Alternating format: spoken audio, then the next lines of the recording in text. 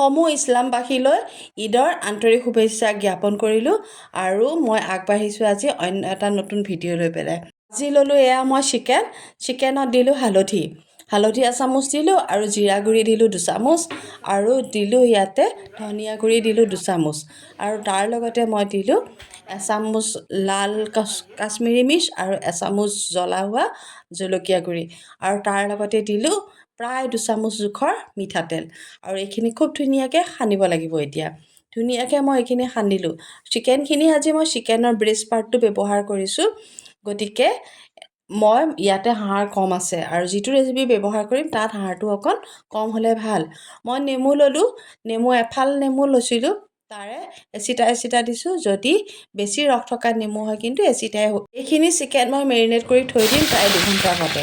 তাৰপাছতে গেছত কেৰাহী পাতিলোঁ আৰু গোলকৈ পাতলকৈ কাটি থোৱা পিঁয়াজখিনি মই ভাজিছোঁ। আৰু পিঁয়াজখিনি কিন্তু মানে এনেই ভাজি থ'লে নহ'ব, অলপ যাতে ক্ৰিপচি হয় আৰু ব্ৰাউন কালাৰ হোৱালৈকে ভাজি থাকিব লাগিব। এতিয়া এয়া বাদামী ৰং হৈ গ'ল পিঁয়াজখিনি আৰু হোৱাৰ পাছতে এইখিনি এতিয়া নমাব লাগিব। অৱশ্যে যেতিয়া নমাই গৰমে তেতিয়া কিন্তু গম পোৱা নাযায় এইখিনি মচমচীয়া হ'বনে নহয়, কিন্তু যেতিয়া অলপ ঠাণ্ডা হয় তেতিয়াহে গম পোৱা যায় যে সেইখিনি মচমচীয়া হৈছে। গতিকে এইটো জোখতেই ভাজিব লাগিব। গোটেই পিঁয়াজখিনি মই ভাজি ল'লোঁ। কেৰাহীত পুনৰ তেল দি পেলাই গোটা মছলা দিলোঁ। গোটা মছলাৰ ভিতৰত দিছোঁ লং, ইলাচি, দালচেনি আৰু সেইখিনি দি যেতিয়া ফুটিছে তাৰ পাছতে মই দি দিলোঁ কাটি থোৱা পিঁয়াজ। এইখিনি বৰ মিহিকৈ কাটি থোৱা নাই কিন্তু পিঁয়াজখিনি সোনকালে গলিবলৈ ইয়াতে মই দি দিলোঁ প্ৰয়োজন অনুসৰি নিমখ আৰু নিমখ দি পিঁয়াজখিনি যেতিয়া আধা সিজি গ'ল তাৰ পাছতে সৰুকৈ কাটি থৈ দিয়া বিলাহীখিনি দি দিলোঁ আৰু বিলাহী দিয়াৰ পিছতে ইয়াতে হালধি অকণমানো দিলোঁ আৰু দিলোঁ পুনৰ ইয়াতে জিৰা গুড়ি আৰু ধনিয়া গুড়ি। এইখিনি যেতিয়া খুব ধুনীয়াকৈ ভাজি গ'ল তাৰ পাছতে মই ইয়াতে চিকেনখিনি দি দিলোঁ, যিখিনি মই মেৰিনেট কৰি থৈছিলোঁ। আৰু চিকেনখিনি এতিয়া ভাজি মানে পানী ওলাই পানী শুহি প্ৰায় তেল বিৰিঙিবলৈ ধৰিছে আৰু এইখিনি সময়তে মই ইয়াতে দি দিম আদা নহৰু। এয়া চিকেন সিজিও গৈছে, দেখিছেনে বাৰু? আদা নহৰুখিনি মই থেতেলিয়াই থৈছোঁ, সেইখিনি আদা নহৰু দি দিম। থেতেলিয়াই থৈ দিলে আদা নহৰুৰ পৰা খুব ধুনীয়া গোন্ধটো বেছি ওলায়, ফ্লেভাৰটো বেছি ষ্ট্ৰং হয়। এইকাৰণে মই আদা নহৰু দিওঁ, কাৰণ আজি মই যিটো ৰেচিপি বনাওঁ সেই ৰেচিপিটোত মছলাৰ ফ্লেভাৰটো অকণমান বেছি লাগে, ষ্ট্ৰং হ'ব লাগে। আৰু যেতিয়া চিকেনখিনি ভালকৈ হৈ গ'ল, তেল বিৰিঙিবলৈ ধৰিলে, তেতিয়া মই তাতে অলপ গৰম পানী দি দিলোঁ। গৰম পানী দিয়াৰ লগে লগে উতলি আহিলে আৰু তাৰ পাছতে আৰু অলপ পানী প্ৰয়োজন হ'বৰ কাৰণে আৰু অলপ পানী দিলোঁ আৰু দি ঢাকি থৈ দিলোঁ। আৰু ঢাকি থৈ দিয়াৰ পিছতে চিকেনখিনি এতিয়া এনেকুৱা এটা অৱস্থা হৈ গ'ল আৰু এইখিনিতে মই চিকেনখিনি নমাই থ'ম। মাত্ৰ দিম ইয়াত এচামুচমান গৰম মছলাখিনি দি চিকেনখিনি ছাইড কৰি থৈ দিম, কাৰণ এতিয়া চিকেনখিনি খাবলৈ সম্পূৰ্ণ প্ৰস্তুত হৈ গ'ল। তাৰ পাছতে আহিম এতিয়া ভাতলৈ। ভাতখিনি মই কেনেকৈ প্ৰস্তুত কৰিছোঁ জানেনে? চাউলখিনি ধুই সৰহকৈ পানী দি বহাই দিলোঁ আৰু এতিয়া তাতে মই দি দিলোঁ গৰম মছলা, লং, ইলাচি, দালচেনি, ষ্টাৰ মছলা সেইখিনি দি দিলোঁ আৰু দিয়াৰ পাছতে ৰিফাইন তেল 2 চামুচ দিছোঁ আৰু অকণমান নিমখ দিছোঁ আৰু পানী দেখিছে নহয় কিমানখিনি পানী দিছোঁ, সৰহকৈ পানী দিছোঁ। আৰু তাৰ পাছতে যেতিয়া 80% সিজি গ'ল তেতিয়া পানীখিনি কাটি দিলোঁ আৰু খুব ধুনীয়া হৈ গ'ল ভাতখিনি, এটা ভাত। মই এয়া বাচমতি চাউলেই লৈছিলোঁ আজি। এতিয়া আইডিয়া কৰিছেই চাগে মই আজি কি বনাবলৈ গৈ আছোঁ। চচ এটা পাতি দিলোঁ গেছৰ ওপৰতেই, তাতে দি দিলোঁ অকণমান গাই ঘিউ। গেছটো কিন্তু একদম কম ফ্লেমত থৈছোঁ, কাৰণ গেছটো কম ফ্লেমতেই থ'ব লাগিব।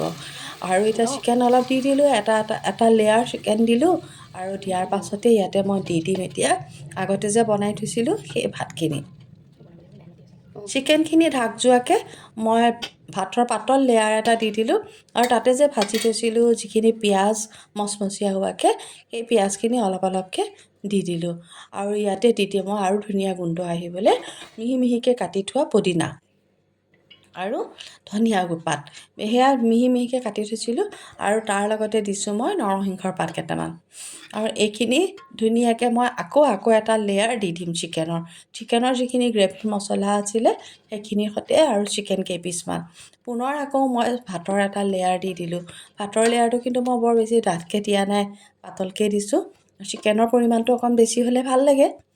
আৰু তাৰপিছতে পুনৰ আকৌ মই ভাজি থোৱা একেটা পদ্ধতিয়ে কৰিছোঁ, ভাজি থোৱা যিখিনি পিঁয়াজ, কুটি থোৱা ধনিয়া পাত আৰু নৰসিংহ পাত পদিনা পাত সেই গোটেইখিনি মই পুনৰ এটা লেয়াৰ কৰি দিলোঁ। তাৰপাছতে আৰু এটা লেয়াৰ দিলোঁ মই চিকেনখিনি, আৰু চিকেনখিনিত দি পেলাই পুনৰ আকৌ মই এতিয়া ভাতৰ এটা লেয়াৰ দি দিলোঁ। এইটোৱেই লাষ্ট লেয়াৰ দিম, আৰু চচটো গোটেইটো ভৰ্তিয়ে হৈ গৈছেগৈ। তাৰপিছতে পুনৰ মই এই পিঁয়াজখিনি দি দিম। বিৰিয়ানীত কিন্তু এই ভাজি লোৱা পিঁয়াজখিনিয়ে কিন্তু সোৱাদটো বেছি বঢ়ায়। কিন্তু পিঁয়াজখিনি কিন্তু বেছিকৈ জ্বলি গ'লেও কিন্তু খাই বেয়া লাগে, জ্বলা জ্বলা হ'ব সেইকাৰণে। আৰু ইয়াতে মই ঘিউ দিলোঁ 2 চামুচ, আৰু দিলোঁ গাখীৰ 1 চামুচ ডাঙৰ চামুচৰ। আৰু ইয়াতে এতিয়া অকণমান বিৰিয়ানী মছলা দিম, আৰু নিদিলেও কথা নাই, কাৰণ মোৰ চিকেনটো খুব ধুনীয়া ফ্লেভাৰ এটা আহিছে, নিদিলেও হয়। তাতে মই 2টা কণী বইল কৰি দিছিলোঁ, সেই কণী 2টাও দি দিলোঁ। আৰু তাৰপাছতে এনেকৈ গেছটো কম দি টাৱা এখনত এনেকৈ উঠাই, আৰু এই ঢাকনাখনৰ ভিতৰত এখন ষ্টীলৰ ঢাকনাও দি দিছিলোঁ, যাতে তাৰ যিটো বতাহটো ওলাই নাহে। যেতিয়া অলপ সময় আধা ঘণ্টামানৰ পিছত খুব ধুনীয়া এটা গোন্ধ আহিছে, তেতিয়া মই গেছটো অফ কৰিলোঁ আৰু ঢাকোনখন উঠাই চালোঁ, খুব ধুনীয়াকৈ এটা এটা হৈছে। মইনো কিয় ক'ব লাগে, নহয়নে? আপোনালোকে দেখিছে এটা এটা হৈছে নে নাই? খুবেই ধুনীয়া হৈছে, আৰু খুব ধুনীয়া এটা গোন্ধ ওলাইছে। আজি মোৰ ৰেচিপিটো আপোনালোকে কেনেকুৱা পালে কমেণ্ট এটা কৰি জনাবলৈ নাপাহৰিব। লাইক কৰিব, শ্বেয়াৰ কৰিব, আৰু কমেণ্ট কৰিব কেনেকুৱা পালে।